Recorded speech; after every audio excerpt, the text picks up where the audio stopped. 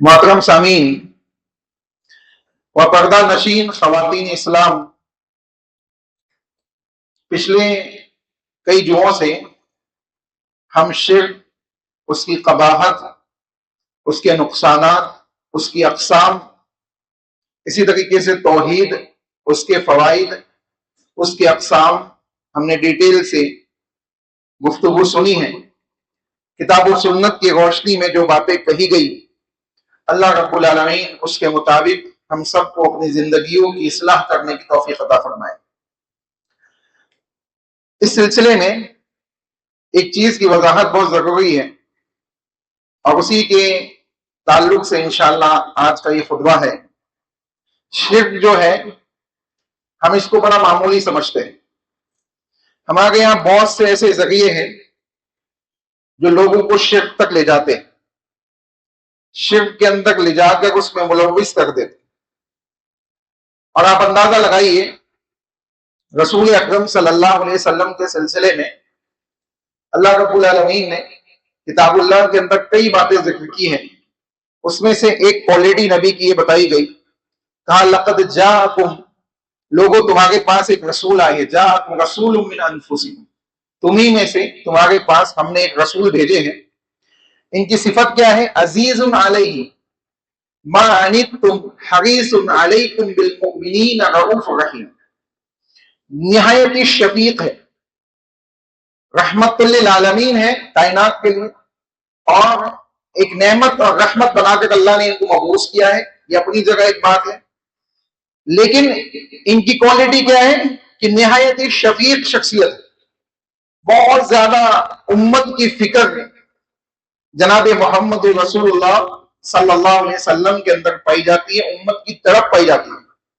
अल्लाह ने कहा हरीसुन अलैकुम बिल मुमिनीन, मोमिनीन के सिलसिले में हिर्स है, इनके अंदर हरीस है, इस बात की ख्वाहिश है, इस बात की जुस्तजू है जनाब मोहम्मद रसूलुल्लाह सल्लल्लाहु अलैहि वसल्लम के अंदर कि ये मोमिनीन में से और मेरी उम्मत के लोगों में से कोई जहन्नम में न जाए, सब के सब राहे रास पे आ जाए, सब के सब हिदायत पाले।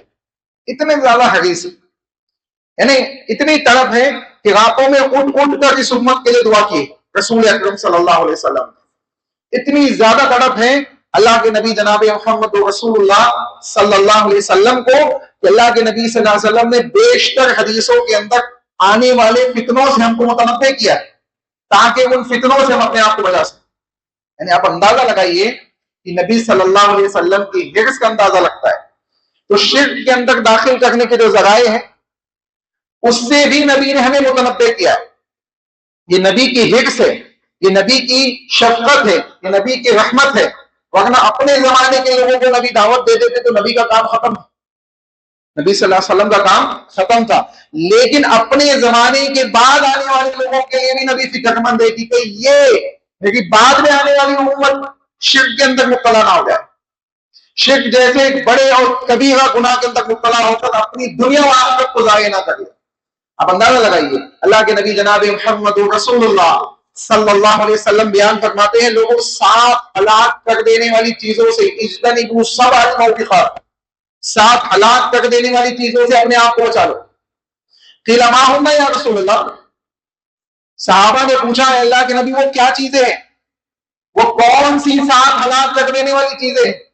नबी सल्लल्लाहु अलैहि वसल्लम ने एक के बाद एक 7 चीजों को जिक्र किया। लंबी हदीस है, उसमें नहीं जाऊंगा मैं, लेकिन सबसे पहले जिस चीज का नबी ने तज़किरा किया, अल्लाह के नबी ने कहा अश्शिर्कु बिल्लाह, अल्लाह के साथ किसी को शरीक करना, ये तुम्हारी दुनिया व आखिरत को ज़ाया करने वाला अमल है। आप अंदाजा लगाइए, ये नबी सल्लल्लाहु अलैहि वसल्लम हमको यानी एक किस्म का खौफ दिला गया कि इस शिर्क की तमाम अक़साम से आप अपने आप को बचा लें। फिर जो जरिए हैं, जो जराए हैं जो हमको शिर्क तक ले जा सकते हैं, उन जरियों को भी समझना जरूरी है ताकि हम उससे क्या हो जाए, मुकम्मल तरीके से बच सके, मुकम्मल तरीके से शिर्क की गंदगी को अपने माशरे से, अपने ईमान से, अपने अमाल से, अपने अकीदे से, अपने दिल से, अपने जिस्म के हर हिस्से से उसको निकाल फेंके। یہ ہمارے اندر تڑپ ہونی چاہیے. اسی لیے آپ دیکھیں صحابہ رضی اللہ عنہم اجمعین کا معمول یہ تھا کہ وہ نبی صلی اللہ علیہ وسلم سے بھلائیوں کا سوال کرتے. لیکن حضرت حذیفہ رضی اللہ عنہ بیان کرتے میں نبی سے فتنوں کے بارے میں پوچھتا, میں فتنوں کے بارے میں پوچھتا. اسی طریقے سے جہاں ہم کو توحید معلوم ہونی چاہیے وہی ہم کو فتنے اور شرک اور بدعات اور خرافات کا بھی علم ہونا چاہیے تاکہ مجھ سے بچ سکے, ورنہ لا علمی میں اس میں داخل ہو جائیں گے. آئیے میں آپ کو چند مثالیں ایسے اعمال کی دے دوں تاکہ ذہن میں بات رہے کہ یہ اعمال ہمیں شرک کے اندر مبتلا کرتے ہیں. بعض اوقات ہم اس کے ذریعے سے شرک میں مبتلا ہو جاتے ہیں, بعض اوقات یہ چیزیں ذریعہ ہونی ہے شرک تک لے جانے کی. اس لیے اگر ہم میں سے کسی کے اندر یہ چیزیں پائی جاتی ہیں تو ہم کو چاہیے کہ ہم اس کو مکمل طریقے سے کیا کریں, ختم کر دیں. چنانچہ شرک کے وہ ذرائع جن کی روک تھام آج ہمارے معاشرے کے اندر ضروری ہے, اس کا جاننا بھی ہمارے لیے ضروری ہے. اللہ ہمیں سمجھ عطا فرمائے. آئیے ہم آگے چلتے ہیں. سب سے پہلی چیز جو یعنی اللہ کے نبی صلی اللہ علیہ وسلم نے جو ہمیں خوف دلایا, جیسے پچھلے جمعے میں ہم نے سنا شرک اصغر کی اقسام سنا, تو اللہ کے نبی نے خصوصیت کے ساتھ شرک اصغر کی قباحت کو اس انداز سے بیان کیا, کہا ان اخوف ما اخاف علیکم الشرک الاصغر. رسول اللہ نے کہا کہ میں اپنی امت میں اس بات کا خوف کرتا ہوں کہ یہ امت شرک اصغر میں مبتلا نہ ہو جائے. اور شرک اصغر کی جو قسمیں آپ کے سامنے پچھلے جمعے میں ذکر کی گئی وہ اس بات کی دلیل ہے کہ کہیں نہ کہیں کسی نہ کسی طریقے سے زبانی طور پہ اعتقادی طور پر انسان شرک کے اندر مبتلا ہو رہا ہے. اس کو چاہیے کہ اپنی زبان کو بھی لگام دے, اپنے اعتقاد کو بھی لگام دے تاکہ مکمل طریقے سے شرک کی روک تھام کی جائے. چنانچہ اللہ کے نبی صلی اللہ علیہ وسلم کا یہ خوف اس بات کے اوپر دلالت کرتا ہے کہ امت شرک کے اندر مبتلا ہو سکتی ہے. آگے چلے, اللہ کے نبی جناب محمد رسول اللہ صلی اللہ علیہ وسلم نے اس سے بھی زیادہ خطرناک شرک کی جو دبی ہوئی چال ہے اس سے بھی ہمیں خوف دلایا, اس سے بھی ڈرایا. نبی کا یہ ڈرانا اس بات کی دلیل ہے کہ نبی ہمارے لیے تڑپ رکھے کہ یہ امت شرک میں مبتلا نہ ہو جائے. چنانچہ کہا اللہ کے نبی صلی اللہ علیہ وسلم نے ارشاد فرمایا یا ایھا الناس, اے لوگوں اتقوا اللہ, اللہ سے ڈرو, اللہ سے ڈرو. آگے رسول اللہ نے کہا یا ایھا الناس اتقوا, اللہ کا خوف اختیار کرو. کس چیز سے؟ ھذا الشرک, اس شرک کے سلسلے میں اللہ سے خوف کرو, یعنی اس شرک سے ڈرو تاکہ یہ تم اس سے محفوظ ہو سکو. یہ کتنی خطرناک چیز ہے. سنیں آگے اللہ کے نبی نے کہا فإنه أخفى من دبيب النمل, یہ تمہاری زندگیوں کے اندر چیٹی کی چال سے بھی زیادہ باریک انداز سے داخل ہو جاتا ہے. دبیب النمل, نمل ہوتی ہے نا, چیٹی ہوتی ہے, جیسے وہ چلتی ہے تو پتہ نہیں چلتا ہے. بعض اوقات ہمارے جسم کے اوپر چڑھ جاتی ہے, پتہ نہیں چلتا ہے, جب کاٹتی ہے تو پتہ چلتا ہے. اور کالی والی ہو تو پھر وہ پتہ بھی نہیں چلتا ہے, وہ تو کاٹتی نہیں ہے نا. تو یہ کیفیت ہے, یعنی دبیب النمل, جیسے چیٹیاں ایک دم آہستہ آہستہ چلتی ہے, ان کی چال کا اندازہ نہیں ہو پاتا, اسی طریقے سے یہ شرک ہے تمہاری زندگیوں کے اندر داخل ہو جاتا ہے, تمہیں اس کا اندازہ نہیں ہوتا ہے. تو رسول اللہ ہم کو ڈرا رہے کہ اس کے تمام ذریعوں سے بھی تم کو اپنے آپ کو بچانا ہے. آگے سنیں, اللہ کے نبی صلی اللہ علیہ وسلم نے اس سلسلے میں 1400 سال 1450 سال پہلے 1450 سال پہلے رسول اکرم صلی اللہ علیہ وسلم نے پیشن گوئیاں بیان کر دی. یہ امت محمدیہ شرک کے اندر مبتلا ہو سکتی ہے. کس انداز کی نبی نے پیشن گوئیاں بیان کی آپ سنیں. اللہ کے نبی جناب محمد رسول اللہ صلی اللہ علیہ وسلم بیان فرماتے لا يذهب الليل والنهار حتى تعبد اللات والعزى, لوگوں رات اور دن ختم نہیں ہوں گے, انہیں قیامت نہیں آئے گی یہاں تک کہ تم لات اور عزیٰ کی پھر سے عبادت کرنا سٹارٹ نہ کرو. اب اندازہ لگائیے امت محمدیہ سے کہا جا رہا ہے, امت محمدیہ سے کہا جا رہا ہے. آج لوگ کہتے ہیں کہ محمدیہ محمد صلی اللہ علیہ وسلم کی امت میں شرک نہیں آ سکتی. اللہ کے نبی کہہ رہے رات اور دن ختم نہیں ہوں گے یہاں تک کہ تمہارے درمیان لات اور عزیٰ کی عبادت پھر سے سٹارٹ نہ ہو جائے. آج اس کی شکلیں ہم اپنے معاشرے کے اندر دیکھ سکتے ہیں. آپ دیکھیں ایک لوگو چلتا ہے, الومناٹی اور دیگر جو تنظیمیں چلتی ہیں ان کے کئی لوگوز چلتے ہیں. اس میں سے ایک لوگو آپ نے دیکھا ہوگا, ایک جانور کی بکری کی شکل ہے, اس کی 2 بڑی بڑی سینگیں ہیں, ہاں, اور وہ کپڑوں کے اوپر یہاں وہاں ہوتا ہے. وہ اس کے سلسلے میں بعض لوگوں نے کہا کہ یہ لات اور عزیٰ دونوں میں سے کسی ایک بت کی شکل ہے. بعض لوگوں نے کہا لات کی شکل ہے. تو آپ اندازہ لگائیے آج ہمارے درمیان ایسی چیزوں کی پہلے محبت پیش کی جا گئی، محبت دلوں کے اندر داخل کی جا گئی. ہمارے بچے یہ سمجھ رہے کہ اس سے کیا ہوتا ہے، اس میں کوئی حق کی بات نہ. ہم اس کے اس انداز سے عادی ہو جائے کہ آگے آنے والی نسلیں ان کی عبادت بھی کرنے اسٹارٹ کر دے تو کسی کو کوئی فکر نہ ہو کہ آگے کوئی مسئلہ نہیں چلتا ہے. جیسے قوم نوح میں ہوا نا. قوم نوح میں کیا ہوا؟ پہلے شیطان نے آ کے یہ نہیں کہا کہ یہ نیک لوگ ہیں ان کی عبادتیں کرو. شیطان نے آ کے کیا کہا کہ تمہارے نیک لوگ جو 5 لوگ مرے، ودّ ولا سواع ولا یغوث ویعوق ونسر، 5 لوگوں کا ذکر اللہ نے کیا نا قرآن مجید کے اندر. یہ 5 لوگ جو ہیں بڑے متقی لوگ، بڑے نیک لوگ، امت کے سب سے اچھے لوگوں میں سے لوگ یہ 5 لوگ ہیں. ان کو کیا کرو؟ ان کے مجسمے بنا کر اپنی عبادت خانے کے آس پاس رکھ لو. اسی لیے نبی نے کہا کہ تم تصاویر مت بناؤ، تم تصویریں مت بناؤ، اپنے گھروں کے اندر تصویریں مت رکھو. رسول اللہ نے کہا جس گھر میں تصاویر اور کتا ہوتا ہے اس میں فرشتے داخل نہیں ہوتے. اللہ کے نبی صلی اللہ علیہ وسلم اپنے حجرے میں بیٹھے، حضرت جبریل امین کے منتظر ہے کہ حضرت جبریل امین تشریف لائیں گے. اللہ کے نبی صلی اللہ علیہ وسلم کی چارپائی کے نیچے ایک چھوٹا سا کتے کا پلہ داخل ہو جاتا. رسول اللہ کو معلوم نہیں ہے، رسول اللہ صلی اللہ علیہ وسلم کو نہیں معلوم ہے. اللہ کے نبی کی چارپائی کے نیچے آگے بیٹھ جاتا ہے. اللہ کے نبی منتظر ہے کہ جبریل نے کہا تھا کہ اس وقت آؤں گا، اور جبریل کبھی وعدہ خلافی نہیں کرتے. رسول اللہ منتظر ہے. اللہ کے نبی ٹہل رہے کمرے میں، یہاں سے وہاں دیکھ رہے کہ جبریل کیوں نہیں آئے. باہر نکل کے دیکھا تو جبریل دروازے کے باہر کھڑے ہوئے، ایک دیوار کے کونے سے کھڑے ہوئے. جبریل کیا مسئلہ ہے، اندر کیوں نہیں آئے؟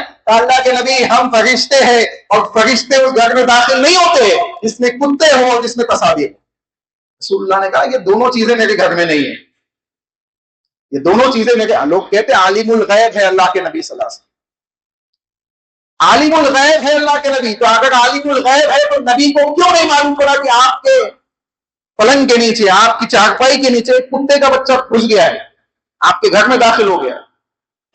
ہاں آپ اندازہ لگائیے، مدینے کا کتا ہے جو رسول اللہ کی چارپائی میں کے نیچے داخل ہو گیا ہے. آج یہاں کیفیت یہ ہے کہ لوگ اپنے آپ کو کتا کہہ رہے کہ میں سگے مدینہ ہوں، میں سگے مدینہ ہوں. سگ عربی، سگ فارسی زبان کا لفظ ہے، اس کا مطلب ہوتا ہے کتا. جب مدینے والے کے گھر میں مدینے کا کتا داخل ہو جائے تو فرشتہ نہ آئے، اور جس گھر میں لوگ ہی اپنے آپ کو کتا کہیں اس گھر میں کیسے فرشتے آئیں گے؟ ہاں تو رسول اللہ صلی اللہ علیہ وسلم نے کہا اللہ کی جبریل میرے گھر میں دونوں چیزیں نہیں ہیں. اللہ کے نبی آپ کی چارپائی کے نیچے کتا ہے، کتے کا پلہ ہے. رسول اللہ نے اس کو نکالا، حضرت جبریل امین اندر داخل ہوئے. اندازہ لگائیے آج ہمارے گھروں کے اندر تصاویر بھی ہے، آج ہمارے گھروں کے اندر کتے بھی ہے، اور اس قسم کی دیگر چیزیں موجود ہیں، دیگر چیزیں. یہاں تک کہ رسول اللہ نے بیان فرمایا اگر تم جاندار چیزوں کی تصاویر بناتے ہو تو اللہ رب العالمین کی صفات میں مداخلت تم کر رہے ہو. اللہ قیامت کے دن تم کو پکڑے گا اور کہے گا کہ تو نے میرا کام کرنے کی کوشش کی تھی، اب اس میں روح ڈالو، اس میں جان ڈالو، اب اس میں جان ڈالو. اندازہ لگائیے یہ غیر اللہ کی محبت کو پہلے پیدا کیا جاتا ہے. تو قوم نوح کے اندر پہلے لا کے بتوں کو نصب کیا گیا. دیکھو ڈیلی آ کر، ڈیلی دیکھو. اب عبادت کے لیے آ رہے ان 5 بت باطل کو دیکھ رہے، عبادت کر رہے، جاتے ہوئے دیکھ رہے. ایک انداز کی محبت پیدا ہو گئی. آنے والی نسلوں نے اس کی عبادت کو قبول کر لیا. شیطان نے آگے بعد میں دعوت دی کہ یہی تو ہے جن کی عبادت خانوں کے اندر تمہارے بڑے آگے کرتے تھے. لوگوں نے اس کی عبادت ایکسپٹ کر لی، اور آج اسی قسم کی چیزیں امت محمدیہ کے اندر پائی جا رہی ہے. اس کو ہم بہت معمولی سمجھتے ہیں، کچھ نہیں ہوتا، کوئی مسئلہ نہیں ہے. بچوں کے کپڑوں کے اوپر ایسے بت بنے ہوئے، شکل مختلف ہے. اب اندازہ لگائیے ایک چھوٹی سی گڑیا ابھی چل رہی تھی بیچ میں، کیا نام ہے؟ ہاں وہ لا بابو کا ایسا کچھ تو بھی نام ہے اس کا، فل شیطانی شکل والی گڑیا.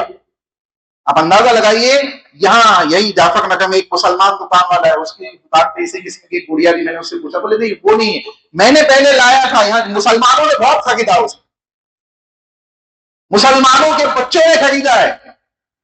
ہم نے اپنے اور اپنے بچوں کے دلوں میں یہ بات داخل کر دی ہے اس سے کچھ نہیں ہوتا ہے. بچوں کے کھلونے وہ چیزوں کے بنائے جا رہے ہیں جو اللہ اس کے رسول نے جس سے منع کیا ہے. اب کیوں کوئی کہنے والا کہہ دے گھر میں یہ تصویریں بنی ہوئی کپڑوں کے اوپر مت لو آگے بولنے تو ہم کچھ نہیں ہوتا, اس کی ویلیو نہیں ہے کچھ, اس کہنے والے کو لوگ بیوقوف سمجھتے. یہ کیفیت ہے آج. آپ اندازہ لگائیے the second largest population of world کون ہے؟ مسلمان. پوری دنیا کے مسلمان یہ عہد کر لیں کہ ہم ایسے کپڑے نہیں لیں گے, ایسی چیزیں نہیں لیں گے جس کے اوپر تصاویر بنی ہوئی ہے, جس کے اوپر بت بنے ہوئے ہیں, ہم اس کو نہیں لیں گے. کیا کمپنیز آپ کے لیے الگ سے انتظام نہیں کرے گی؟ ہاں, لیکن ہم لیتے ہیں, ان کو معلوم ہے, ان کو چلتا ہے, بیچ گئے, ہم خرید گئے. ہم یہ عہد کر لیں تو ہم کو نہیں لینا ہے چاہے جو ہو جائے. اگر ہم یہ عہد کر لیں تو یقین جانیے یہ بت ہمارے گھروں کے اندر داخل ہونے والے نہیں, ہمارے گھروں میں فرشتے داخل ہوں انشاءاللہ. یہ ہم کو نکالنا پڑے گا, یہ نحوستوں کو اپنے گھروں سے نکالنا پڑے گا. اللہ ہمیں سمجھ عطا فرمائے. چنانچہ نبی نے کہا کہ لات اور عزا کی تم جب تک عبادت نہیں کرنے لگو گے رات اور دن ختم نہیں ہوں گے. رات اور دن ختم نہیں ہوں گے مطلب قیامت کی آئے گی, قیامت نہیں آئے گی. صحیح مسلم کی حدیث ہے, آگے سنیں. قیامت کا لفظ دوسری حدیث میں وضاحت کے ساتھ موجود ہے, سنیں. رسول اللہ نے بیان فرمایا لا تقوم الساعة, قیامت قائم نہیں ہوگی حتی تلحق قبائل من امتی, یہاں تک کہ میری امت کے کچھ قبیلے, میری امت کے کچھ قبیلے بالمشرکین, مشرکین سے جا کے مل جائے, مشرکین سے جا کے, اہل کفر سے جا کے مل جائے, اس وقت تک قیامت قائم نہیں ہوگی. وَحَتَّى تَعْبُدَ قَبَائِلَ مِنْ أُمَّتِي الْأَوْثَانَ, رسول اللہ نے کہا اور قیامت اس وقت تک بھی نہیں آئے گی جب تک اس امت کے یعنی امت محمدیہ کے کچھ قبیلے بتوں کی بات کرنے نہ لگ جائے, کلم کھلا شرک نہ کرنے لگ جائے, جب تک قیامت نہیں آئے گی. ہاں یہ چیز ہے, جب آج ہم قبروں کے سامنے جھکنے کو تیار ہے تو کل آنے والی نسلیں بتوں کے سامنے بھی جھکنے کو تیار ہو جائے گی, ان کے لیے کوئی مسئلہ نہیں ہوگا. وہ دیکھ رہے ہیں اپنے بڑوں کو ایسا کرتے ہوئے, اس سے بڑھ بڑھ کے کام کرتے ہوئے دیکھ رہے, تو آنے والی نسلیں کیا کیا کرے گی آپ سوچ لیں.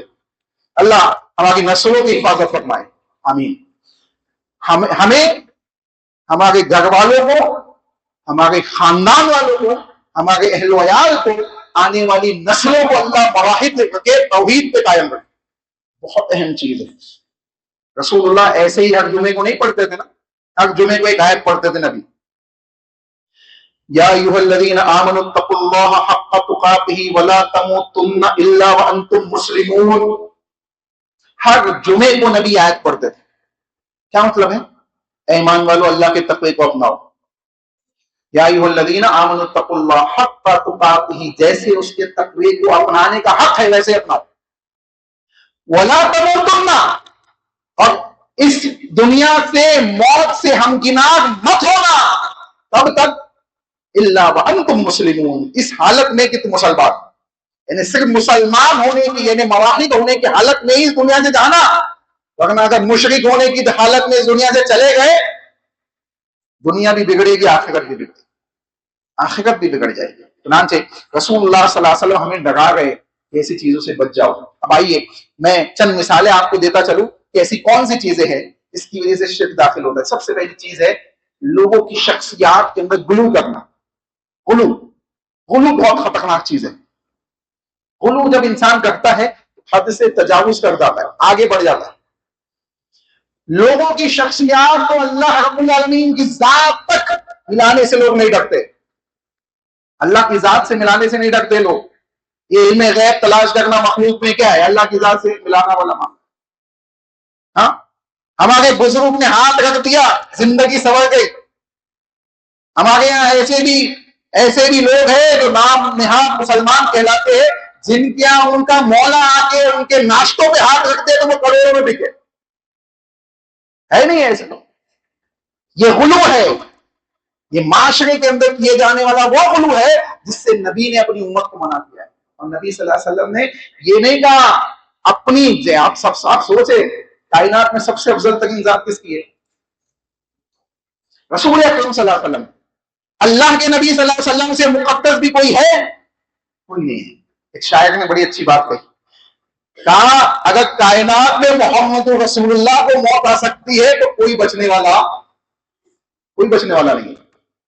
اگر نبی کو موت آ گئی ہے، رسول اللہ کے پاس موت کا فرشتہ تشریف لا رہا ہے، اس کا مطلب ہے کہ اللہ کے نبی سے افضل جب کوئی نہیں ہے، تو نبی کے پاس جب موت کا فرشتہ ہے تو کون بچنے والا ہے؟ کوئی بچنے والا نہیں ہے۔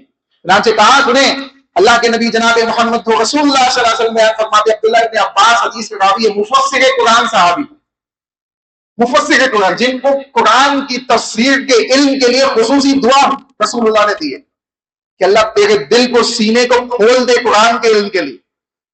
اور یہ وہ صحابی ہے جنہوں نے وہ تفسیر لکھی ہے، جتنی تفاسیرات دنیا میں آپ پائی جاتی ہیں سب عبداللہ ابن عباس رضی اللہ عنہ مفسر صحابی قرآن کی تفاسیر سے مدد لے کے لکھی گئی ہے، ایسے مفسر صحابی ہے۔ چنانچہ سنیں، عبداللہ ابن عباس رضی اللہ عنہ کہتے ہیں کہ نبی صلی اللہ علیہ وسلم نے ارشاد فرمایا، ایاکم والغلو، لوگوں غلو سے اپنے آپ کو بچاؤ۔ غلو کسے کہتے سمجھ میں آیا؟ حد سے تجاوز کر دینا، انسان کو انسانیت سے نکال کر معبودیت میں داخل کر دینا، کسی کی حیثیت کو اتنا بڑھا دینا، ہاں، اماموں کو نبی بنا دینا، نبی کو رب بنا دینا، نبی کو رب بنا دینا۔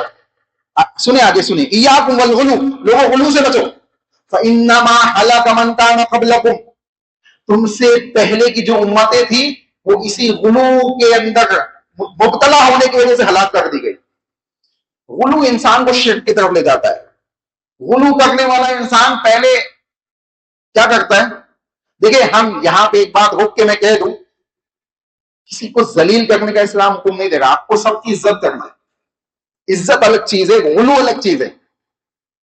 لوگ بولتے ارے ہم عزت کر رہے، عزت کرنے میں ہم کسی کو سجدہ نہیں کر سکتے، عزت کرنے میں ہم کسی سے دعائیں نہیں مانگ سکتے، عزت کرنے میں ہم کسی کے حلال اور حرام کو آنکھ بند کر کے تسلیم نہیں کر سکتے۔ یہ عزت نہیں ہے، یہ عزت نہیں ہے۔ آپ خود بھی گناہ کر رہے ہو اور ان کی طرف جن کی عزت کا آپ دعویٰ کر رہے ہو ان کی طرف گناہ کی نسبت کر رہے ہو، حالانکہ انہوں نے اس کا حکم نہیں دیا، ان کی طرف گناہ کا نسبت ہے۔ جیسے شیخ عبد القادر جیلانی رحمۃ اللہ علیہ، ہاں، شیخ عبد القادر جیلانی رحمۃ اللہ علیہ ایک نیک اور صالح شخصیت، ایک صحیح العقیدہ انسان، لیکن آج ان کی طرف نسبت دے کے کیسے کیسے کام ہم کرتے ہیں، یہ غلو ہے کہ ان کی شان، ان کی نسبت ہم ایسے ایسے کام کر کے جن کا حکم خود انہوں نے نہیں دیا ہے۔ اب یہ مہینہ چل رہا ہے ربیع الثانی کا، اس مہینے کے اندر شیخ عبد القادر جیلانی رحمۃ اللہ علیہ کے نام پر گیاگری کے کام کیے جاتے ہیں، گیاگری کی جاتی ہے اور پتہ نہیں کیا کیا کیا جاتا ہے۔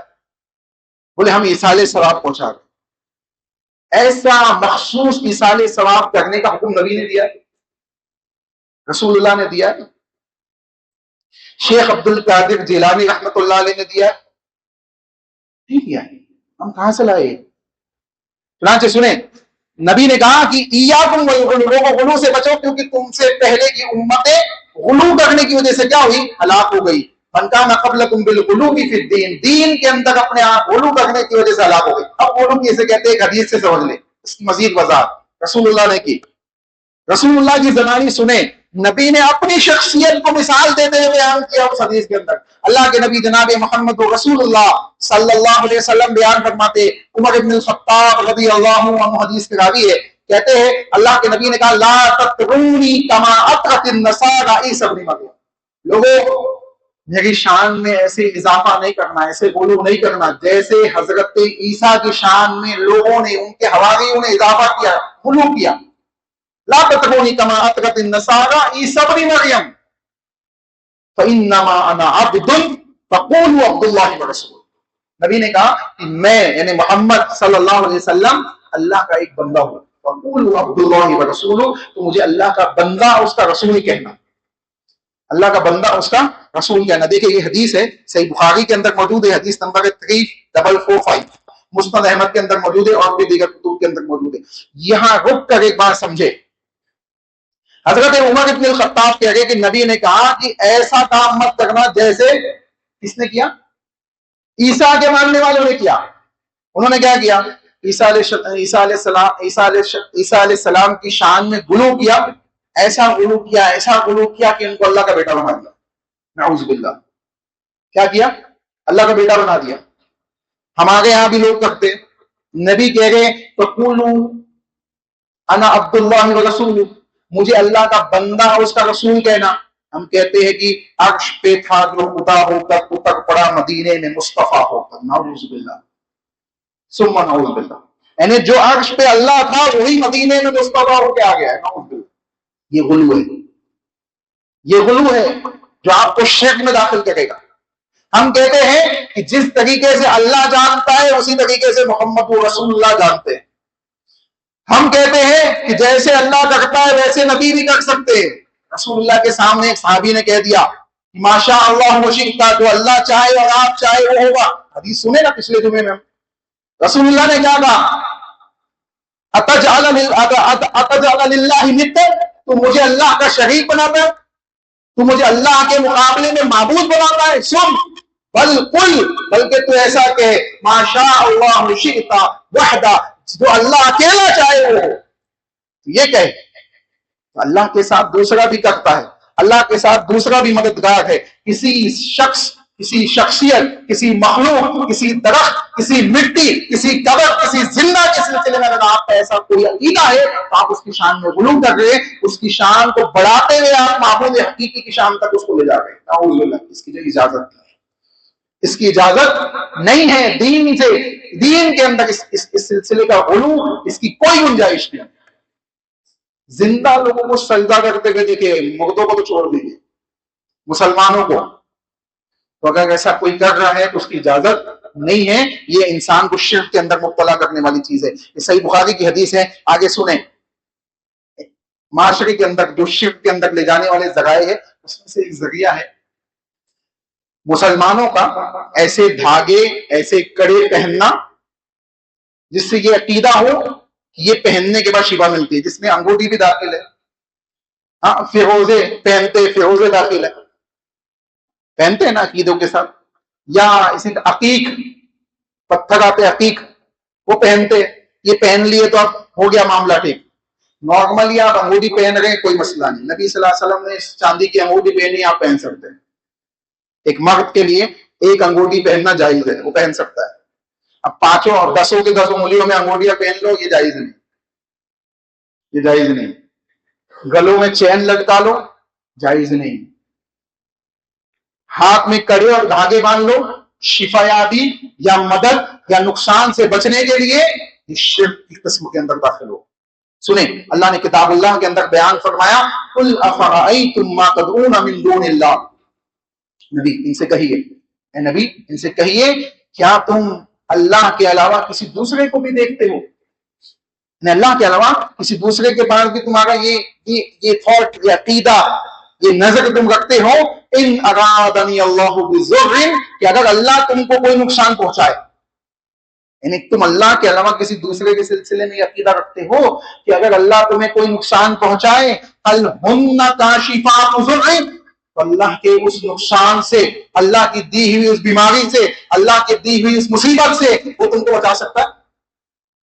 اگر نہیں بچا سکتا تو پھر یہ کڑا، یہ دھاگا کیسے بچا سکتا؟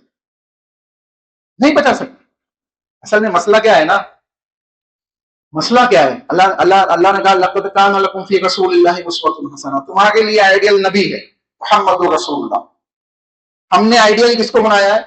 بالی ووڈ، ہالی ووڈ. ہاں، ابھی ساؤتھ والے بھی آئیڈیل ہے، ابھی ساؤتھ والے بھی آئیڈیل ہے. ہاں، دیکھ لیں آپ، کئیوں کو دیکھ لیں، وہاں سے مووی نکل کے آتی ہے، وہ اپنے جسم کو آڑا ٹیڑھا کر کے گھوم رہے معاشرے کے، ہے کہ نہیں ہے؟ ہم یہ کیا کر رہے ہیں؟ آپ اندازہ لگائے. اللہ کہہ رہا ہے نبی کو آئیڈیل بناؤ. ہم نے دیکھا کہ بالی ووڈ کا ایک ایکٹر ہاتھ میں چین لٹکا کے گھوم رہا ہے، فیروزہ باندھ کے، مسلمانوں کے پورے نوجوان وہی پہن کے گھوم رہے. من تشبہ بقوم فہو منہم، جہاں ہو جائے گا تم بھی اس کے پیچھے جاؤ گے، تم بھی اس کے پیچھے جاؤ گے، جس کی مشابہت فرماؤ گے اس کے پیچھے جاؤ گے. اندازہ لگائے، یہ معمولی بات نہیں ہے، اس کو معمولی مت سمجھیے. آپ کرو گے، آپ کے بچے بھی کریں گے، آپ کی آنے والی نسلیں بھی کریں گی. اور افسوس تو یہ ہے نا کہ اس چکر میں آزو بازو والے بھی آ جاتے ہیں، آزو بازو والے بھی آ جاتے ہیں. یہ بھی ایک مسئلہ ہے. نہ سے کہا الہن ممسکات الہن کاشفات ضر، او ارادنی اللہ برحمت، اگر اللہ نے تمہیں کسی رحمت کے دینے کا ارادہ کیا ہے، ترجمہ جا کے اٹھا کے دیکھ لیجئے گا انشاءاللہ ایسا ہی ملے گا. او ارادنی اللہ او ارادنی برحمتی، اللہ نے کسی رحمت کے دینے کا ارادہ تمہیں کیا، یعنی اللہ رب العالمین تمہیں کوئی ارادہ دینا، کوئی اچھی چیز، کوئی نعمت، کوئی رزق، کوئی رحمت تمہیں دینا چاہتا ہے، الہن ممسکات رحمتی، یہ معبود باطل، یہ دنیا جہاں کی چیزیں اس چیز سے روک سکتی ہیں، اس رحمت کو، اس نعمت کو، اس رزق کو تم تک پہنچنے سے روک سکتی؟ نہیں روک سکتی. اور انسان یہ بات بھی سمجھ لے نا کہ جو چیز انسان کے حصے میں ہے وہ اس کو مل کے رہتی ہے، جو دانا اس کے پیٹ میں جانا ہے وہ جا کے رہتا ہے، اور جو نہیں جانا ہے وہ حلق کے نیچے جا کے بھی واپس آ جاتا ہے. جو نہیں جانا ہے، جو اس کے حصے کا نہیں ہے، وہ حلق کے نیچے جانے کے بعد بھی منہ سے واپس آ جاتا ہے، الٹی ہو جاتی ہے یا کوئی دوسرے کا معاملہ ہو جاتا ہے. بہت سے واقعات آپ کے سامنے ہیں. چنانچہ کہا کہ جو رحمت اللہ دینا چاہتا ہے یہ تمام کے تمام کیا اس کو روک سکتے ہیں؟ جب نہیں روک سکتے تو کوئی دھاگا روک سکتا ہے، کوئی کڑا روک سکتا ہے. چنانچہ کہا قل حسبی اللہ، اے نبی کہیے کہ ہم تو اللہ پہ توکل کرنے والے لوگ. ہم کس پہ توکل کرنے والے لوگ ہیں؟ اللہ پہ توکل کرنے والے لوگ ہیں. اس کو الٹا کر لیجئے. اس کا مطلب جو دھاگے باندھ گئے، جو کڑے پہن گئے، جو اس قسم کے عقیدے سے چیزیں باندھ گئے، وہ اللہ پہ توکل کرنے والے نہیں ہیں. قل حسبی اللہ، اے نبی کہیے کہ ہم اللہ پہ توکل کرنے والے، علیہ یتوکل المتوکلون، اور توکل کرنے والے اسی پہ توکل کرتے ہیں، اس کے علاوہ کسی پہ توکل نہیں کرتے. کسی دھاگے پہ، کسی تعویذ پہ، کسی گنڈے پہ وہ توکل کرنے والے لوگ نہیں ہوتے. آگے سنیں، حضرت حذیفہ رضی اللہ عنہ کی ایک حدیث ہے، سلسلۃ الصحیحہ کے اندر علامہ البانی نے نقل کیا ہے. حضرت حذیفہ نے دیکھا ایک بچے کے ہاتھ میں دھاگا بندھا ہوا ہے، دھاگا باندھ کے رکھا گیا، شفا یابی مصائب سے بچنے کے لیے انہوں نے پکڑا اور اس کو کاٹ دیا. کہاں؟ کتاب اللہ کی آیت پڑھی، وما یؤمن اکثرهم باللہ الا وهم مشرکون، کی بہت سے ایمان والے ایسے جو ایمان لانے کے باوجود مشرک ہیں. کون پڑھ گئی؟ کون پڑھ گئے؟ حضرت حذیفہ بن یمان رضی اللہ عنہ، نبی کے محبوب صحابہ میں سے، نبی کے رازدار صحابہ میں سے حضرت حذیفہ بن یمان رضی اللہ عنہ. کیا پتہ چل رہا ہے اس دھاگے کو کاٹا کیوں انہوں نے؟ اگر یہ دین کا حصہ ہوتا ایسا کوئی دھاگا، حضرت حذیفہ اس کو کاٹتے؟ حضرت حذیفہ یہ آیت کریمہ پڑھتے جس میں اللہ کہہ رہا ہے کہ اکثر مومنین ایمان لانے کے باوجود شرک کے اندر مبتلا ہے. یہ آیت پڑھ رہے جو اس بات کی دلیل ہے کہ وہ دھاگا باندھنا جائز نہیں ہے، کاٹ رہے جو اس بات کی دلیل ہے کہ باندھنا جائز نہیں ہے، آیت پڑھ رہے جو اس بات کی دلیل ہے کہ وہ دھاگا باندھنا شرک، وہ دھاگا باندھنا شرک. چنانچہ آگے سنیں، حضرت حذیفہ رضی اللہ عنہ نے اس کی وضاحت کر دی اور اوپر والی آیت بھی وضاحت کر رہی ہے. آگے چلے، اللہ رب العالمین نے درخت پیدا کیے، کائنات کے اندر دیگر ایسی چیزیں پیدا کیے انسان کے فائدے کے لیے، انسان کو فائدہ پہنچاتی ہے، بعض اوقات نقصان بھی پہنچاتی ہے. مخلوقات، گائے ہے دودھ دیتی ہے، کبھی سینگ بھی مارتی ہے نا، تو بعض اوقات نقصان بھی پہنچتی، لیکن اس کے لیے دعائیں بھی سکھائی نا، اعوذ بکلمات اللہ التامات من شر ما خلق، اے اللہ جو مخلوق تو نے پیدا کی اس کے شر سے مجھے محفوظ کرنا. صبح 3 مرتبہ پڑھ لو، سب شام تک محفوظ کر لے گا، شام میں پڑھو صبح تک محفوظ کر لے گا. تو دعا بھی سکھائی، اس کے لیے ذکر اذکار سکھائے تاکہ آپ اللہ کے پروٹیکشن میں آ جاؤ جو مخلوقات ہیں ان کے شر سے. لیکن مخلوقات ہے، اپنی جگہ ہے، لیکن کیا کوئی مخلوق تبرک دے سکتی ہے، خیر و برکت دے سکتی ہے؟ کوئی مخلوق ایسی ہے جو آپ کے لیے نفع نقصان کا مالک بن سکتی ہے؟ کوئی مخلوق ایسی ہے جو اللہ رب العالمین کے معاملات کے اندر شرکت کر سکتی ہے؟ سوال یہ ہے تو جواب ہے اس کا کہ نہیں. جواب کیا ہے؟ ایسا قطعاً نہیں ہو سکتا کہ کوئی مخلوق، کیونکہ مخلوق الگ ہے، رب الگ ہے. الحمدللہ رب العالمین، عالمین الگ ہے اور رب الگ ہے. کائنات کا رب اللہ ہے اور رب کے ساتھ کائنات کے اندر کوئی شریک نہیں ہے. اگر 2 شریک ہوتے تو کائنات کے اندر اختلافات آپ دیکھتے. اختلافات کا نہیں ہونا ایک بات کی دلیل ہے کہ وحدہ لا شریک رب العالمین اکیلا ہے. قل هو اللہ احد، اللہ الصمد لم یلد ولم یولد ولم یکن لہ کفوا احد. سنیں آگے, اللہ رب العالمین نے یہ مخلوقات پیدا کی ہے ہمارے نفع اور نقصان کے لیے. اس سے تبرکات حاصل نہیں کی جائیں گے. درختوں سے, قبر کی مٹی سے لوگ تبرک حاصل کرتے ہیں. قبروں کی مٹی کو لا کر کپڑوں میں باندھ کر اپنے بچوں کے گلوں میں لٹکا دیتے, اپنے گھروں کے اندر رکھ دیتے. کوئی مدینہ جا رہا ہے, کوئی مکہ جا رہا ہے, تو رسول اللہ صلی اللہ علیہ وسلم کا وہاں گھر ہے, اللہ کے نبی کا گھر ہے نا, اس جگہ جس کو لائبریری بنا دیا گیا, باہر سے اس کو سیمنٹ سے کر دیا گیا, پہلے مٹی کا تھا, وہ مٹی اکھاڑ کے لا گئے. کوئی جا رہا ہے کعبۃ اللہ کے اندر اپنا کپڑا دھس رہا ہے, کوئی جا رہا ہے اس کے کپڑے کو کاٹ کے لانے کی کوشش کر رہا ہے. اس قسم کے تمام واقعات آپ کے سامنے ہیں. یہ تمام چیزیں آج ہمارے سامنے موجود ہے. اس قسم کا کوئی تبرک کسی جگہ سے حاصل کرنا جائز نہیں ہے. جو اعمال ہے تبرک کو حاصل کرنے کے, اس کو آپ کر سکتے ہیں, جس کو اللہ اس کے رسول نے بیان کیا ہے. یہ حدیث سنیں اس کی نفی کے لیے. اللہ کے نبی جناب محمد رسول اللہ صلی اللہ علیہ وسلم, آپ کے صحابہ کا قافلہ حنین کی طرف جا رہا ہے. ابو واقد اللیثی رضی اللہ عنہ حدیث کے راوی ہے, کہتے ہیں ان رسول اللہ صلی اللہ علیہ وسلم لما خرج الى حنین مر بشجرۃ للمشرکین یقال لها ذات انواط. کہتے ہیں کہ ہم اللہ کے نبی صلی اللہ علیہ وسلم کے ساتھ حنین کی طرف جا رہے ہیں. حنین کی طرف جنگ حنین کے لیے نکلے. راستے میں ایک درخت پڑتا ہے, مشرکین کا درخت ہے. مشرکین کیا کرتے ہیں, اس درخت کے پاس جا کر اپنے تلوار اپنی ہتھیار لٹکا دیتے ہیں تبرک کے لیے, کہ اب اس کے نیچے لٹکا دیے تو ہم کو فتح ملے گی, ہم کو کوئی قتل نہیں کر سکتا, ہم مصیبتوں سے محفوظ ہو جائیں گے. آج ہمارے یہاں مسلمانوں میں ایسے درخت نہیں ہے, ہاں ایسی جالیاں نہیں ہے.